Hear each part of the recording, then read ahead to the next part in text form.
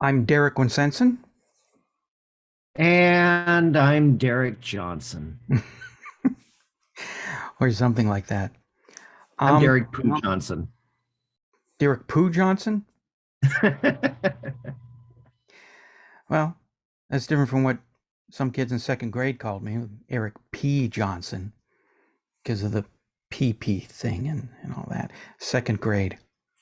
hmm hmm Um. Anyway, They didn't know what Johnson meant back then. no, they didn't. So they didn't have They the. could have been more creative. They could have been, but second graders in 1975, it wasn't there for them. Yep. Yep. Anyway, this could be our last Zoomcast. We'll find out Saturday if it is or not.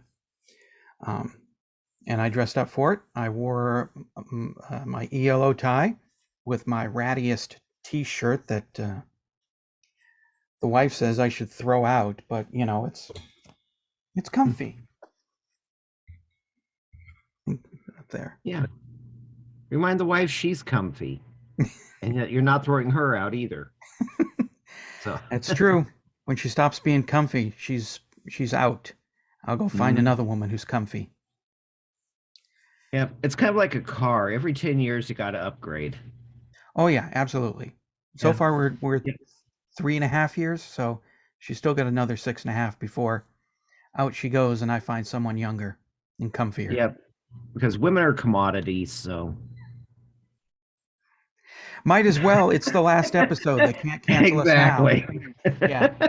And if you're asking, Eric, how did you get that really cool E.L.O. tie? Well, I won it on Corey's site, Facebook page, uh, Jeff Lynn's Blue World. And kind of reminded of why I hate these kind of ties. I like the thin ties because this thing keeps loosening up. And I really don't know how to tie a tie like this. My thin black tie looks better. Yeah, you kind of got lopsided there. It's a kind of a skew. Yeah, it should be. Anyways, um, we have a lot of comments to read on what could be this last E.L.O. podcast, or not podcast, Zoomcast. But first, hmm we have a few new YouTube subscribers: Dennis Sachs and 57 Rick H. Welcome. Yes, thank you for joining us when it's over, and you got a lot of episodes to catch up and listen to. So Yep, enjoy doesn't mean you still can't subscribe, hit the notification button, send all us that. cash. Oops, close that out. Okay, all of that. Yeah, and yeah, you can still send us cash, whether we do the podcast or not. Please feel free to just send us cash anyway. hmm Yeah, I'm not going to turn it away. Anyway, we got a late comment from Beatles Forever. It came in after our Beatles Forever Zoomcast. So here's Eric to read that. Okay, so Pam Van Allen said Beatles Forever includes a George song as originally written. Can't believe Jeff didn't see it. The first line is there's something Uh, about a Beatles song. I missed that too. Yeah, so did I. She listened to an episode? Um, I'd like to think that she's been listening the whole time and enjoying listening to me, but hating on you. So That's true. so that makes me feel better. All Or else right, she just forgave all of us and decided to come back. could be. You know what women could walk away from this? Everyone. Yeah, pretty much only about only so far only one that hasn't walked away yet. So see what happens after she sees this podcast or Zoomcast. Yeah. On to comments about From Out of Nowhere. Sugar Mouse, he's one of our Patreon subscribers. Yes, that's right. Wrote, okay, I will say it. From Out of Nowhere is their best album since Secret Messages. Two things. I'm glad that you like the album. It didn't do much for me, but I'm always glad when somebody likes E.L.O. And the other thing, I'm glad you're still a Patreon subscriber after we tore into the last two E.L.O. albums. So Yeah. thank you for being there. And especially thank you for your money. And Mark Jealous says, should this just have been called Alone in the Universe Part 2? In terms of overall quality, for me, at least, yes. The very best songs are not as good, but there is a somewhat more even flow of enjoyment here. So another 2-star rating for me, I'm afraid. I completely agree with your comments on age and expectations.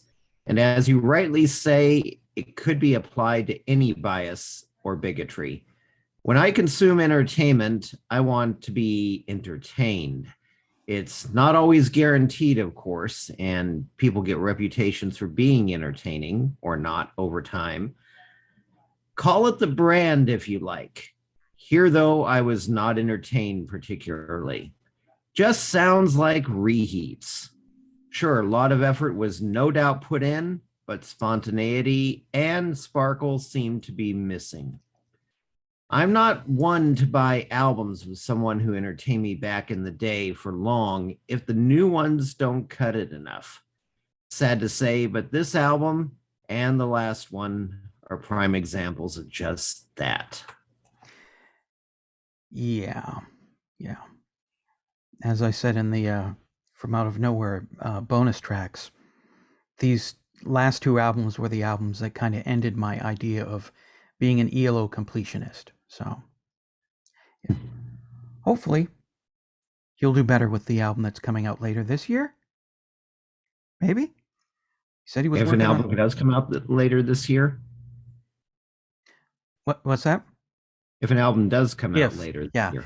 At the beginning of the year in his New Year's message, he said, "I'm working on music, but when hasn't Jeff been working on music?" So, we'll see.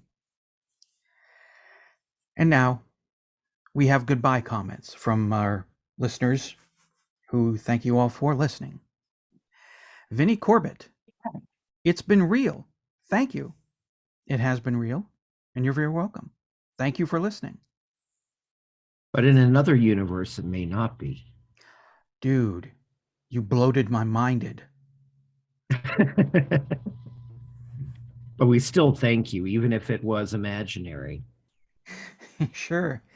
I just hope that your money wasn't imaginary. Well, that's good. But in another universe, there is no money. There's I mean, just weed. I don't want weed. I want Legos. It's just weed floating in the air everywhere. That's a Bob Dylan Tom Petty concert that I went to in '86. It's one of the reasons I finally decided to move out of this apartment. I can understand. Yeah. G. Brewer says, congratulations to you on so many wonderfully personal, tailored podcasts. I've enjoyed each and every one of them mostly. Thank you. Your E.L.O. is very well done, and I have always been amazed at how well you make the songs sound. Better than on the original recordings. Thank you again. Thank you. And I agree with you. I have enjoyed each and every one of them mostly. Mm-hmm. There are some not so much enjoyed, but we powered through it anyway because we had a goal and we met that goal, and the goal's over. Or is it? Saturday. You'll find out Saturday. Morton S. Erickson. Now what will I do on Saturdays? It's been great to listen to this and rediscover songs I haven't heard in a while. Thank you so much for doing this. Well, you're very welcome, and now maybe you can spend time with your wife on Saturdays. They always bug us for that. Well, considering that Madeline is around a lot, I really love it when her bio dad takes her away for the weekend, and yeah, we spent time together. Napping. Yeah.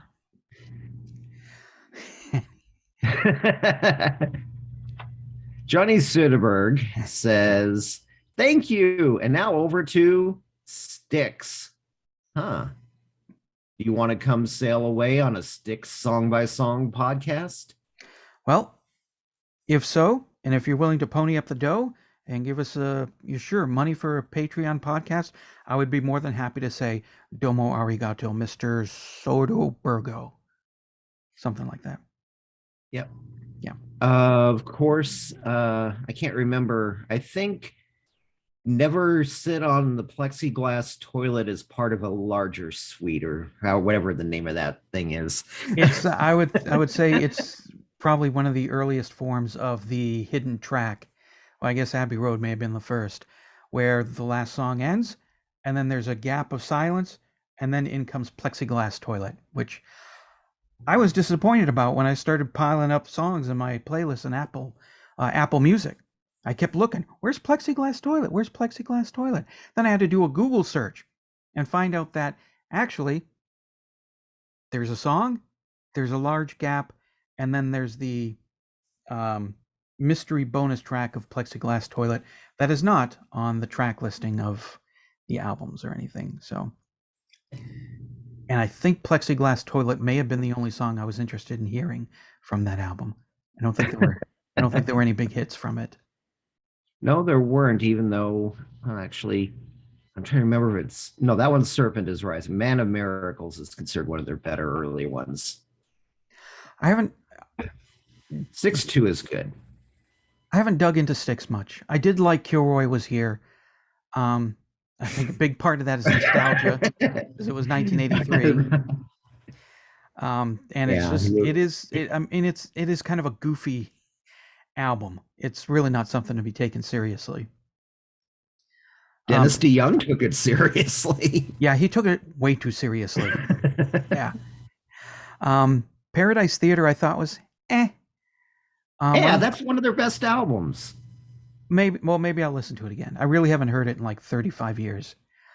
Um, but other than that, other than the hits, I really don't know much about Styx. Oh, on Plexiglass Toilet. Thank you, Dr. Demento. So, Yeah, Grand Illusion, Pieces of Eight, and Paradise Theater, good place to start. I'm probably gonna differ with a lot of Styx fans. I'm not a big fan of Cornerstone. well, Equinox and Crystal Ball are okay. well, now that I can listen to the entire Styx discography for only $10 a month at Apple Music, that's something I'll dig into because I've always been kind of curious. Bruce McDonald, this has been a mammoth series of podcasts. I am surprised that you stayed the distance. Um, it's obsession. Usually, when I start something and I get into it, I just keep going. Um, That's why he has a lot of chasing. yeah, yeah. That's why I got Bob here now now that he's got all the spare time. You knew it was coming. Yeah, he did. Yeah. That's why he left. Okay. Um, Discograffiti is a podcast, and they recently did one about E.L.O, and next week they'll do part 2 about E.L.O. And they came to me and they said, I'm just so surprised that you guys did the entire E.L.O discography song by song. And he asked me to write up something so that he could read it to plug the podcast on his show. And I'm writing it up and I'm thinking, wow, we really did do a lot, didn't we? Because I mean, when you're in it, it's like, okay, that song's done. Let's move on to the next one. And it's just keep going. And it's over and I'm stopping and thinking and writing out this thing, hyping us. And I'm like, wow, we really did a lot of stuff, didn't we? So, yes, I guess now looking back on it, yeah, I probably a little surprised that it stayed the distance, but once you're in the motion of doing it, it's just, all right, that's done. Let's move on to the next one. Yeah.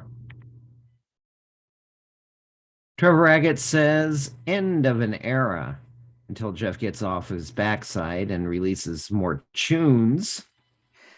Yeah, podcast may be ending this weekend, but even if it does, if E.L.O puts out a new album, we'll have new episodes, or when. So, you just read Trevor. Here we go.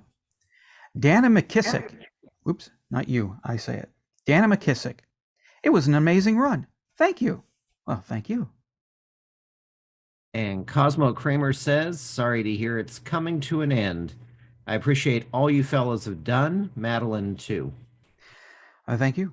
I appreciate you listening, and I appreciate you still listening even when you disagree with us. It was kind of funny when I was putting the finishing touches on the last episode. I got a notice that he commented on 10538 Overture. So it was kind of like a full circle thing that I'm finishing this up, and in comes a comment for our first episode. Well, our second episode, but it's kind of hard Yeah. to cover the episode where we just introduced ourselves, sort of the warm up episode. And he suffered through our episode 10538 Overture. Yeah, he did, but Yeah. much like that first album, we're still figuring things out too. So, Yes. Jib Khan, I'm going to miss you guys and your E.L.O. shenanigans. Of course, in September, Jeff will release a brand new E.L.O.'s Greatest Hits 2 re records and Longwave 2. And these will keep your eyes rolling, hair tearing, deep disappointed sighing, all intact. Have a good one, boys, and thanks for all the fish.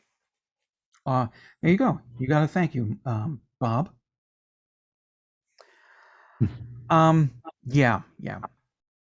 If he does what he did with Mr. Blue Sky, the best of E.L.O. Part 2, yeah, there's going to be eye rolling. There won't be any episodes, but there's going to be a lot of fun. Yeah. Yeah. Yeah, we're not listening through that.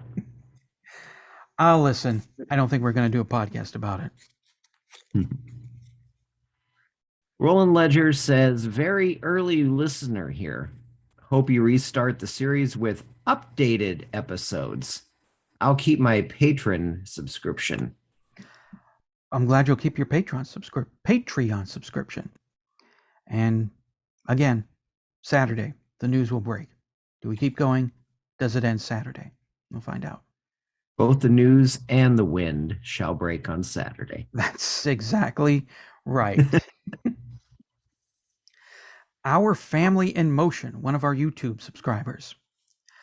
I know you're a song by song podcast, but my vote would be to transition into an album by album podcast and do episodes on each album as a whole. And then interesting topics such as the story of the Time album, the story of the El Dorado album, interviews with former band members, etc. People have suggested this, but that's kind of our bonus tracks episodes. Yeah. We discuss the albums, we give our ratings of the albums. For Time and El Dorado, we talked about what the albums were about, the story behind them. As for interviews with band members, this has come up before, and yeah, the thing is, as I've said before, I'm not sure about the legality of what we've done. We played snippets of songs. We certainly didn't pay for the rights of them. We're not bringing in that much from Patreon.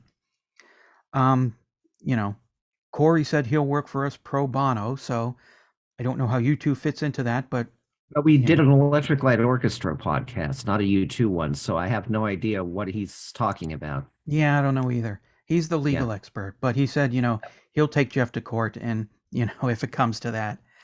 Alan Stair, who does the WKRP podcast that I really love, that I put their commercials in every bonus tracks episode.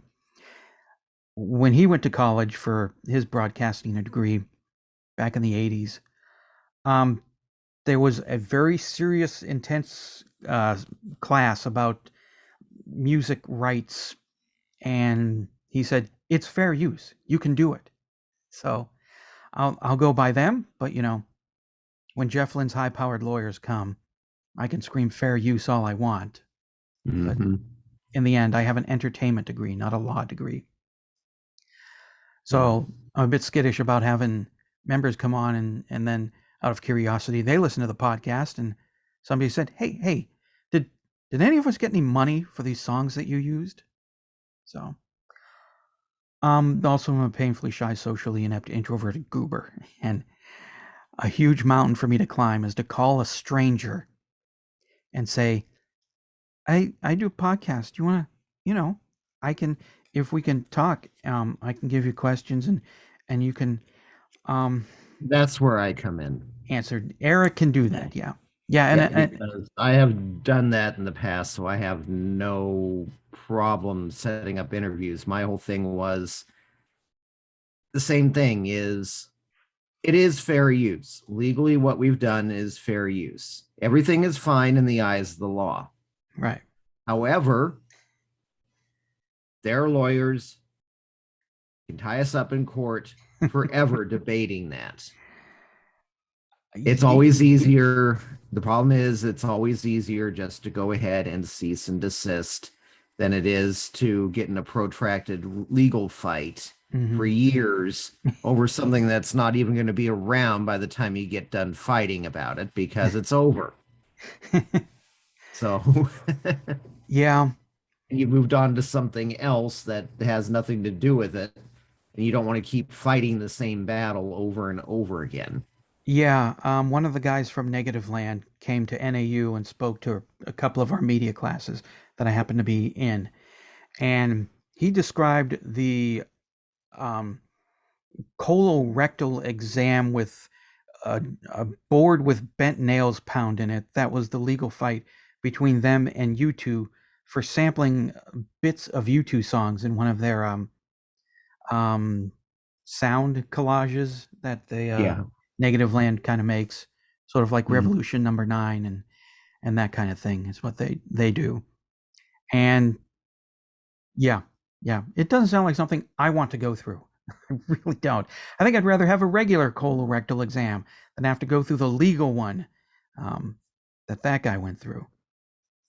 Yeah, I think the Justified Ancients of Mumu, from what they were selling at the time, had probably a lot of more money than Negative Land did. But for their first album that they released, they just went ahead and removed all the ABBA samples rather than continuing to fight. Go through that again. Yeah, yeah, And even though they probably, even though later, well, even though, yeah, because some of their stuff hit pretty big, they probably could have fought it, but it was easier for them just to say, okay, here's where we put in the ABBA samples, put them back in yourself.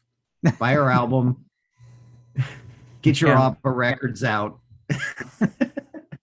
insert and record our music and insert the ABBA stuff yourself. And then Right, there you got the song. right. It's like a Lego. It's like a musical Lego set. Here's the pieces. You got these other pieces. Now put the pieces together to make the song that we, the picture on the box. Yeah, Yeah. I think they did about the same thing Negative Land did with their first releases. Negative Land's first I think it was an EP. It was EP or single. They sent it out with different pieces of linoleum that they cut up for the yeah. sleeve. Uh, the Jams did, I think, a homemade one for 1987. What the F is going on? Okay. I think it was. I think it was 87. Right. They're the KLF. In case anybody's ever wondering who they are, that same Oh, right. KLF. Right. Yeah. Oh, and I also asked Alan how he gets the guests for his WKRP podcast because he's gotten people who have worked on the show, guest starred on the show, these big names, and he said, "Well, you got to go through an agent or a manager or something, and then you got to go through this. You got to ask that and them." And I'm just, that's a lot of people for me to call just to get Mick Kaminsky's thoughts on Violinsky or the solo on Rock and Roll is King. Not that hard. Yeah, You just need to figure out who the publicist is and or yeah, the agent is and get hold of them, and then they just try to make sure you're not some sort of dangerous freak yeah, or some idiot who's gonna like or some idiot comedian who's gonna just ask them a bunch of stupid questions and embarrass them. You yeah, know, you would think, say, a former governor of New York might have one of those to make sure yeah, that Borat doesn't come and yeah, yeah, make a bigger idiot out of him than he was already making out of himself for for a while. yeah. But Yeah, that's what they're there for. Yeah. Anyways, I don't know how much time we got left before Zoom cuts us off, so let's move on. Okay. Reset Survivor says, "Oh wow, didn't even think to find you guys on YouTube. Have you ever even advertised that?" Yeah. Haha, found you by looking up the Secret Messages 7-inch picture disc. I found you guys roughly about 3 months ago.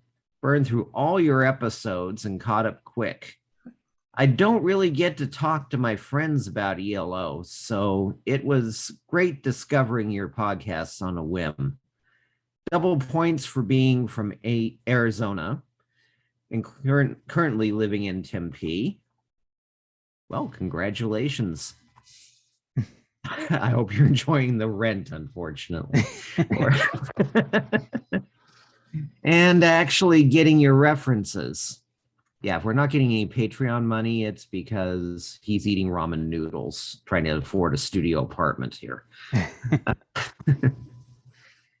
I love you guys. Kind of sad, and I found you at the end, but it's okay. I'm sure Jeff Lynne will bless us with another album that you guys will rip on and then slowly learn to love. Long live the Erics and long live E.L.O and Arizona, and not Illinois. Also, so that's what you guys look like. Sorry. And that's how you spell Wincentsen. Yes, it is. Yeah, we're seeing us as like the first time you saw that morning DJ in real life. Yeah, and he's Yeah. not this thin guy with a full head of hair. He's bald and paunchy and extremely white. Because yeah. Yeah, see, that was one of the reasons why I wanted to keep the episodes around 15, 20 minutes. So if somebody comes in late, they don't see like 200 episodes that are an hour long each, and it's like, oh, I don't want to spend that much time trying to get caught up. So trying to make it easier for people to get through it. And yeah, Arizona. I'm sorry to hear that. I see it's going to be 115 degrees there this week. Meanwhile, here in Illinois, I went for a nice walk this morning. It was 68 degrees. It's going to be in the 70s and 80s this week. So I never, ever miss Phoenix. Ever. Well, again, I'm moving out of Tempe to someplace where it's sometimes about 5 to 10 degrees less than what it is down here. So it'll only be 110 this week over there in Superior. I think it's supposed to be more like 105. Oh, well, geez. Turn on the heat. There is a difference, believe it or not. There is a difference. I never noticed a difference once it got over 100. I mean, 90s, it was like, oh, God, I don't like this. But when it hit 100, that's when all the life would just sap right out of me. And all I wanted to do was get home, was just lay naked on the floor with the blinds closed and the air conditioning pushed down to 50. So I never miss it. Let's see, 113 Friday, 114 Saturday, 113 Sunday. But the thing is, for June, that just having 3 days in a row with that, and that's back down to 106, that's not bad. Yeah, it's going to be 105 on Saturday up in Superior. I believe you have a form of weather Stockholm syndrome or something. Oh, it's not like my entire body. The swallows have been blooming early, so it looks like we're probably going to start getting monsoon around July 4th or something. So instead of my entire body being on fire, it's just my hands that are on fire. It's really not that bad. So now, the humidity will start. Oh, shoot. We got 10 minutes left. Okay. Last comment. Cosmo Kramer. Will this channel remain up for us to visit your archive song podcasts? Yes, it will. That's why one of the reasons why I started the YouTube channel, because there's a high probability that I will die. Hopefully in the extreme distant future, but it's probably going to happen. and my bank account will be deactivated, and all those episodes on Podbean will probably disappear. Whereas YouTube, it's forever. So that's why the E.L.O. podcast channel on YouTube. So that they're there forever and I'm not forgotten. And all this work I put into this doesn't just vanish unless we get that lawsuit from whoever owns the E.L.O. catalog, which I'm sure is Jeff Lynne. Well, on YouTube, I don't think we will, because if it's allowed the music, that means they're getting the money anyway. Yeah. Yeah. So if it's copyright thing, as long as it's not a strike, that means they're getting their money from what we use on YouTube. So Yeah, and that's what it says. We'll let you use the song, but any money you get is going straight to the people who own the rights to the music. And except for the Beatles. And when you file a fair rights or fair use claim, it'll still come back saying, no, we will silence that part. So, I don't know. How long do we have to wait? Another 50 years or something before Beatles goes into public domain? 40 let's years? see. 30, I think. 30? Well, some of it, 30 or 40. Let's see. Their first original stuff came out in 62. Yeah. Let's see. I think it's 90. So yeah, we're right at 60 years right now. So about 30 some years. Because I know, let's see, early versions of Mickey Mouse are about to go public domain. Yeah. Because Disney doesn't care enough about that anymore to do their usual barely legal Barely Legal is what is the magazine most of the Disney female Disney Mouseketeers appears in sometime.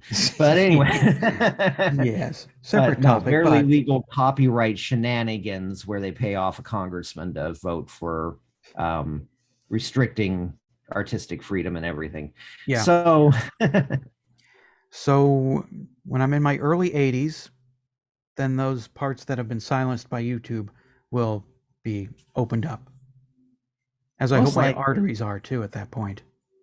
Yeah. Yeah, so I think, let's see. 20, okay, math. It's been 96 years, I think. So 36 years. I think it's 96 is US copyright. Oh, okay. It used to be 75 or something like that, but yeah. It used to be, but then both Disney and the state of Irving Berlin forced the issue. Yeah, they did. So people who had nothing to do with ever creating any of it keep making money. And yeah. Sorry, but unless you're the spouse or direct kid or the first or one of the kids, unless you set it up as a corporation forever, you don't deserve any of the money for what your relative did. I'm sorry. I know a lot of people might not look at it that way, but no, you didn't do any of the work. You don't deserve to sit there and enjoy the copyright. Yeah, no, I would I would agree with that. Spouse, children, end of list. Yeah. Yeah, because they are the ones who should benefit from what the parent is making and from what your spouse is making, and that's it. Yeah. Grandkids can go get a damn job. Now, if you want to set up a nice corporation and do the work of distributing and keeping everybody updated on the songs and curating, that's work. Yeah, it is. That is actually work. Yeah. So, yeah, you can then claim that you can get the money, but just because you got a little bit of genetic material in you, no, you don't deserve the money. Yeah. But we deserved the money for doing this podcast. So thank you, everybody, for giving us the money to Patreon and PayPal and money orders and all that stuff. So thank you very much. Thank you for listening. Bob's not hurt that nobody said thank you to him for being with the Zoomcast or all. He'll get over it. He's a puppet. True. Yeah. So as are we all. yes, yes, we are. Somebody is our puppet master. And on that joyous note, I think we're done here. I think we're done here.